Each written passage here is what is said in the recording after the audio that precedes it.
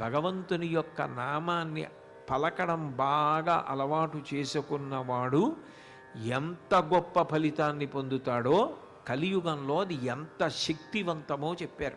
భగవన్నామం పలకడానికి శౌచదోషం లేదు. శౌచదోషం అంటే మీరు ఒక మంత్రజపం చేయాలనుకున్నారనుకోండి, స్నానం చేసి ఉండాలి, అంగన్యాసకరన్యాసాలు చేయాలి, ఒక చోట కూర్చోవాలి, కదలకుండా ఉండాలి, దానికి కొంత మనసుని నిలబెట్టాలి. దేనికన్నా చాలా కష్టం మనసుని నిలబెట్టడమే. కలియుగంలో అదే సాధ్యం కాదు. మనసుని నిలబెట్టాలి. మంత్రాధిష్టాన దేవతని భ్రూమధ్యమునందు ధ్యానం చేస్తూ మంత్రజపం చేయాలి. ఇవన్నీ ఎప్పుడు పడితే అప్పుడు చేయడం సాధ్యం కాదు. అట్లాగే మీరు ఒక పూజ చెయ్యాలంటే దానికి కొన్ని నియమాలు ఉంటాయి. ఆ నియమాలు పాటించి పూజ చెయ్యాలి. సరే, యజ్ఞయాగాదులు హోమాది క్రతువులకు నియమాలు మరీ ఎక్కువ ఉంటాయి. భగవన్నామమునకు మాత్రము ఏ నియమము శాస్త్రము విధించలేదు.